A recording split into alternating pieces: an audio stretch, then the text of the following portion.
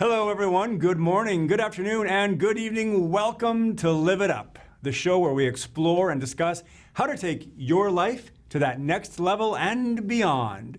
We cover health, wealth, relationships, and how to create a life you absolutely love. I'm your host and coach, Fletcher and Amy. Amy will be joining us after the commercial break as we talk about those summertime ailments. You know, the swimmer's ear, the swimmer's itch, the sunburns. Do any of you ever deal with those conditions? Well, remember, health is the first wealth, so stick around. We're going to take it all on. But before we get to that, I want to remind you that if you have questions that you would like us to answer on or off the air, you can email them directly to me at fletcher@fletcherellingson.com. And I want to remind you as well, if you feel stuck in an area of your life, if you feel stuck financially or in your health or in your relationships, get in action. Reach out to us. You don't need to suffer. Don't be bashful. Send me an email. Let's take care of it. Getting in action is the only thing that will get you different results. All right? You don't need to suffer. There are answers and solutions and ways to get unstuck and move forward powerfully. Now, this is the part of the show where I would usually respond to someone's email, but today I want to read part of an article I recently came across, and I'm reading it here because of the email I addressed last week to someone who dreamed big, and they felt a bit odd or sheepish about how big their dreams were.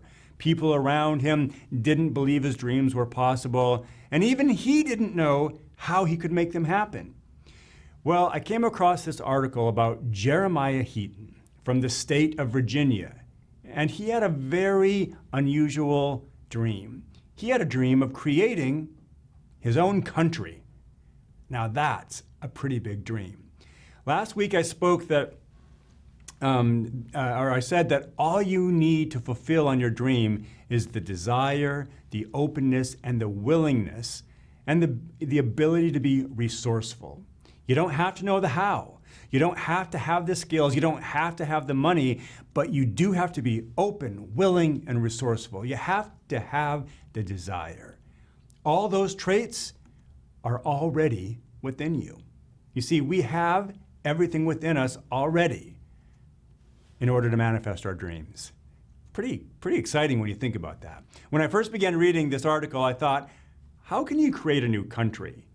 I mean, really, isn't all the land already claimed? Isn't it already owned by somebody or some government? I know there are like international waters that are not owned, but isn't all the land already spoken for? Is he petitioning for a state to secede? I had all sorts of questions. So here's the article that I'm going to read bits and pieces from. It's called Creating the Kingdom of North Sudan by Joe Jackson, who was a reporter for Al Jazeera. So this is from June 16th, 2014, but it's ongoing, so you can check on this. But on June 16th, 2014, the 7th day of his only daughter, Jeremiah Heaton, a farmer in the United States of America, state of Virginia, planted a blue flag bearing a golden crown and 4 stars into the desert sands of Northeast Africa. The Kingdom of North Sudan had been established. That's what he declared on Facebook. And he also declared that he was the monarch. And earlier that year, Heaton had told his daughter Emily she could become a princess. And not wanting to disappoint her, he began researching the plausibility of this promise. So he soon stumbled across a place called Bir Tawil. It's 2,060 square kilometers of supposedly unclaimed land on the border between Egypt and Sudan. And it wasn't long before he was on a plane to Cairo with a flag ready to plant. Pretty exciting, right? So Heaton had not expected many people to notice his declaration of independence, but his exploits actually went viral. However, few people appeared to take his claim very seriously, yet he pursued. And after a year, together, he had assembled a team, and they just doggedly pursued this dream. He actually applied to the United Nations for observer entity status and appointed ambassadors in Europe in the hope of gaining recognition there. And his kingdom recognized Liberland, another recently self-declared micronation between Croatia and Serbia. So he reportedly agreed, so after it began going around the world, getting this viral attention, he actually agreed to a deal with Walt Disney Studios and Morgan Spurlock, who produced the show Super Size Me. He contracted a deal about a potential movie titled The Princess of North Sudan. So get this. I mean, the guy had a vision. He got into action. It gains momentum, gains worldwide traction, and even Disney is now interested and wants to make a movie of it. I mean, that's how powerful we are when we pursue our dreams. He also said this is going to be the first crowd-funded nation. Meanwhile, he'd formulated wildly ambitious plans for the kingdom. The creation, I love this, the creation of a state-of-the-art agricultural research center, which he titled ARC, which he characterizes as a modern-day Noah's Ark to solve world hunger. I mean, how cool is that? How cool to have a dream so compelling and so huge. He doesn't know how he's going to do it. And he also wants to impact the world. He wants to help solve world hunger. And he's compiling a database of more than 1,000 scientists. He wants to house those scientists there, eventually to advance water conservation and agricultural science methods. So cool. On May 12, 2015, he will, this article says, he'll launch the next stage in his endeavors intended to accelerate his serious intent, an online fundraising campaign aiming to net as much as $45 million. He estimates the project will ultimately take at least $2 billion to get off the ground, but he's shooting for $45 million in his first round of crowdfunding. So the Kingdom of North Sudan will be the world's first crowd-funded nation, he said. Every dollar that will be made from this campaign will directly benefit the improvements of how we grow food here on Earth. Again, I got to stop there because how cool is that? This guy's doing all this fundraising, and he could pocket this money, he could squander it, he could blow it, but he's saying every dollar that he's getting, the intent is to go into research to help us improve how we grow food and how we feed our planet. That's amazing. So people can take, he says, people can take great pride in knowing that they're part of funding the world's newest nation. And our goals for that nation are to do things differently. Heaton is offering a range of incentives for donations, from honorary titles of nobility, which are $25, and your face on any eventual national currency for $50,000, to naming rights for any future international airport, $1.5 million, and being able to name the capital city, $1.75 million. He says he hopes these early contributions will prove the credibility of the project and attract bigger donors. He said, we could have sold thousands and thousands of honorary titles of nobility and simply pocketed the money, he said, but again, we're interested in improving the world that we live in. And I just absolutely love this last quote. We're interested in improving the world that we live in. That's inspiring to me. So I just wanted to share this with you because there are so many ways to make a difference in our world. And maybe it's not the entire planet, but you can make a difference right in your own town, right in your own community, right in your own family. It's all about being resourceful. It's all about being open. It's all about being willing. It's all about taking action and pursuing your dreams. I don't know what'll become of this guy's endeavor, but it's fun to watch. It's inspiring, right? And it's so unusual and it's so challenging. It puts a smile on my face. And there have been further developments on this journey, so look it up online, okay? All right, we're gonna take a quick break. Stay with us. We're gonna be back very shortly to talk with Amy about, what is the topic today? Oh yeah, those summertime ailments.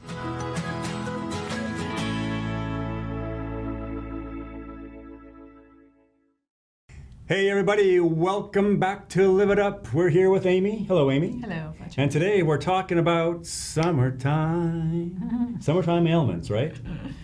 Yeah. All right. Yeah, that we would talk about I would talk about some things we see commonly that only really happen in the summer. Well, one of them happens in the winter too. So the first one I was going to talk about is called the swimmer's ear. Had it? Yeah, you had, a kind of slightly different form, and it's also, we call it otitis externa, and we call it externa because it deals with the outer portion of the ear, not the eardrum, like on the other side of the eardrum toward the head. So swimmer's ear is an infection that occurs in that canal, the canal that we have that starts here and then goes to the eardrum. It's most often brought on by water remaining in the ear after swimming, usually, creating a moist environment, and then it kind of promotes bacteria to grow. The thing that can make it even much more common is if you get any little cuts in your ear, so people like putting their fingers in their ear, scratching, itching, scratching your ear using Q-tips. Guilty? Yes, people use Q-tips a lot, even though they shouldn't. And so the bacteria get into the skin and cause an infection. So your outer ear, the body is really amazing and cool, like I always say, right? So Yeah. your body has these glands that make earwax. It's called cerumen to us in the medical world. And the earwax is actually water repellent. It is, it's this little barrier. It's this film that is created to cover the inside of your ear canal. It's also slightly acidic, and that helps discourage bacteria to grow. And so it also collects dirt and other debris, and so then you have these little hairs in your ear canal, and it moves its way out, and then you get earwax on the outside of your ear. That's your body's natural way of doing things. People want to put Q-tips in and like get all the wax out, but you need the wax in there, and then plus the Q-tips are also making little cuts in the ear and the skin. Let's just pause for a second, because that is so cool. It is cool. Your body's very cool. And also, I want to pause there because growing up, for some reason, we had this story that earwax, you should get it out. Right, or like it was dirty. Yeah, and like here it is helping protect. It's necessary. It's doing needed. exactly what you need your earwax is You what do. she's I saying. mean, you can use, you can clean the earwax when it's like right there, but not like inside. Got it. So if you have a swimmer's ear, it means that your ear's natural mechanisms of defense have been compromised. And so that might be because of prolonged moisture from swimming, or if you're sweating a lot. And also, like I said, scratches or abrasions from Q-tips, or if you're wearing earbuds or hearing aids, that can happen. And yeah, I think that, let's see, that's all I was going to say. All right. Oh, yeah. Well, I have a question. Yeah, go ahead. Aside from swimming, is there anything else that increases someone's risk for this? Yeah, so I've never seen this in our area, but sometimes if there's a really high bacterial content in the water, there should be a local warning. You would want to avoid swimming there or that time. Aggressive cleaning, like I mentioned, is a big no-no. Aggressive. Actually, any type of Q-tip in the ear. If you look at the Q-tip box, it literally does not say to go in the ear. That is not what it's for. Yes. Okay. And then also people can get allergies, or if you use hairspray, people frequently hairspray right here. And then it goes in their ear, and it creates an allergic reaction and creates inflammation, and people can also get otitis externa from that. Okay. So how do people know if they have it? So there are kind of mild, moderate, and severe symptoms. Mild might be that you would have a little bit of itching. You probably wouldn't be able to see the redness, but like using an otoscope at the doctor's office, you can see some redness. There'll be pain that if you go like this, it'll hurt, or if you push on that little bump that's right here, if you push here, that will hurt. And sometimes you'll be getting some drainage from the ear. Got it. And then moderate would be people can get a lot of pain, like especially adults that come in with this, they're in a lot of pain. Again, you might be really draining, you may not be able to hear, and you'll feel this kind of full feeling. And then more severe is that the pain might even radiate down in your neck. You might get even redness on the outside of your ear, maybe even have a fever, although I don't think I've ever seen that, and then even some swollen lymph nodes. Okay. Yeah. So we've got to take care of it. So Yeah, definitely. How do we manage it? Do we have to go see a doctor, or can we manage Yeah, this? you really do. I mean, if you actually have the infection, you're going to have to get some drops, that prescription drops that are going to help this. So you really should go and be seen. Usually it's a quick exam, as long as they can see well. Okay. Well, and you want to get this taken care of promptly, I assume, but what happens if you don't? What if it goes too long? Yeah, well, and I was going to say first, like treatment is, sometimes they need to suck the ear out. Usually family doctors don't have that in our office. That's the ear, nose, and throat doctor. And then you'll get drops that are either antibacterial, steroid, and sometimes even an acidic form of ear drop. There are times when a fungus can cause this, and then you get antifungal. Okay. So if someone lets it go on too long, it's very unusual, but usually if someone either they let it go on really too long, or they maybe have diabetes or an immune issue, then you can get a really bad cellulitis, and which means infection in the deeper tissues, and that can travel down the neck. That obviously be very severe. It also can be chronic, or if it's there for many months, and that's usually more people that maybe have the hairspray thing or the fungus thing. Those are not usually the classic swimmer's ear. Those are other forms of otitis externa. Got it. Yeah. All right. Well, what about people who do like to swim a lot, like our family? We live near a grand lake. Yes, right. So what should we do? How do we prevent this? Yeah, so especially if you've had swimmer's ear or you're going on a trip and you're going to be in the water all the time, I'm a big fan of using these drops. You can buy at the store. They're called they literally just say swimmer's ear, and they're alcohol. You can also make your own, like rubbing alcohol. You can also make your own. That's a combination of 1 part white vinegar and 1 part rubbing alcohol. The vinegar is actually an antibacterial and antifungal, and then the alcohol dries up your ear. You also can, if you're someone who maybe you're having issues on a more chronic basis, making sure your ear is dry, you can use a hair dryer set on a cool setting and holding it about a foot away from your ear, keeping it dry. Again, you don't ever want to use Q-tips or other things that you're cutting or scratching your ear.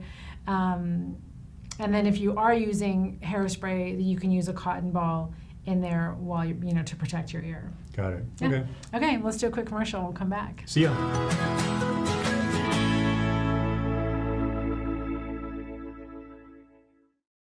Hello, everybody. Welcome back to Live It Up. We're here with Amy. We're talking about all sorts of things, swimmer's ear, and now we're going to talk about sunburns. Sunburn, yeah. All right, give us the scoop. Okay, so most of us know what a sunburn is, and Yes. very rarely people actually come to the emergency room for sunburn, but that doesn't happen very often.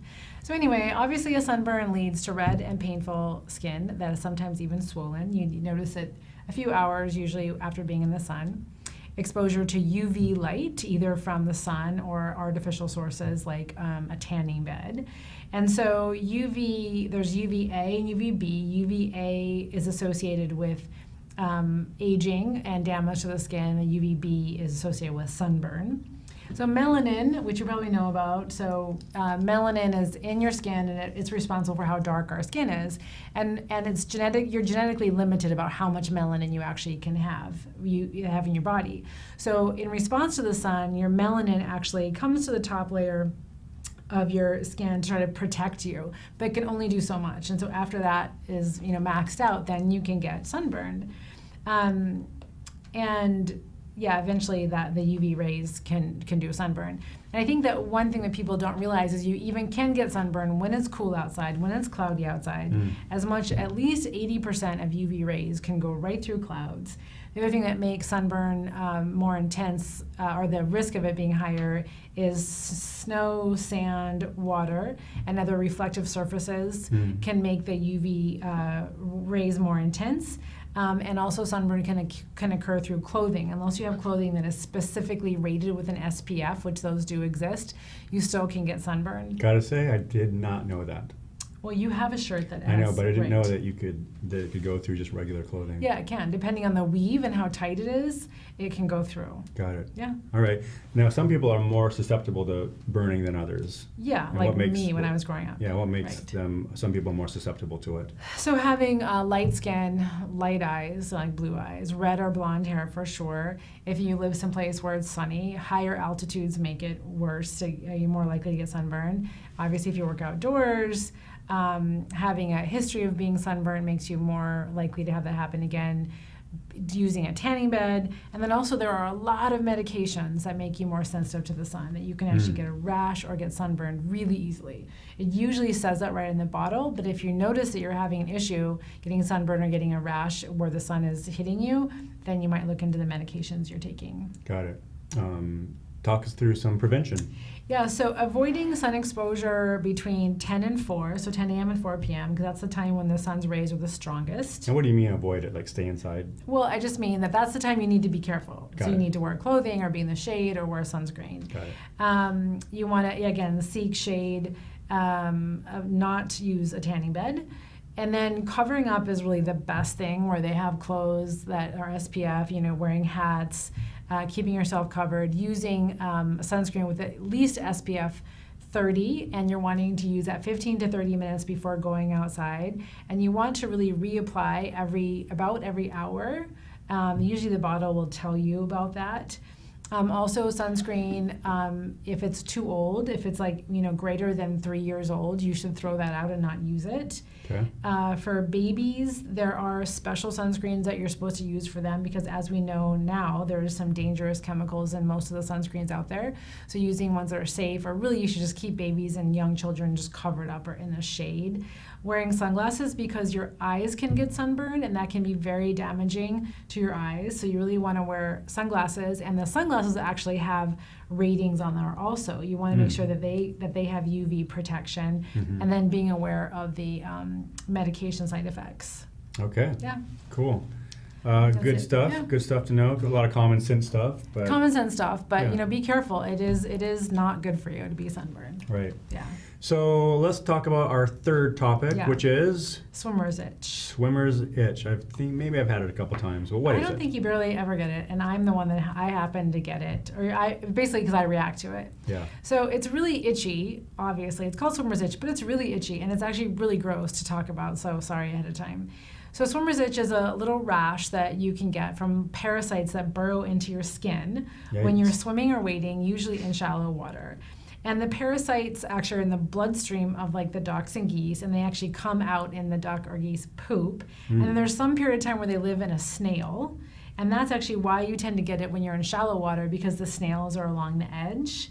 And so I actually thought it was mites that were in the waterfowl, but it's actually part of the snails involved. Wow. And so because we aren't a suitable host, it will die. It burrows into your skin and they die. So it doesn't ever cause anything serious to happen. And they can look, usually you get it within, I feel like I get mine like either later in the day, several hours later, or the next day. I will notice them, and they're little red bumps usually, and they're very itchy. They don't tend to happen in an area that's been covered by a swimsuit, but they can. Usually it'll get worse each time you get exposed because your body's having a little bit of an allergic reaction to the parasite. And again, some people are reactive to this and some people aren't. So two people could be swimming in the water, one gets swimmer's itch, one doesn't. And then one good thing to know is it's not contagious. So person to person. Yeah. All right. So what do you do to prevent that, or is there a way to prevent it? The only thing really to do is, like for us in Chelan, we know once the water gets warm enough, you tend to get swimmer's itch. So avoiding shallow water, so you want to swim over in deep water, and then also drying yourself off. You want to rinse in regular water, like in a shower if you can, right away, and then drying off immediately. Maybe waterproof sunscreen has been shown to help potentially, and that's about it.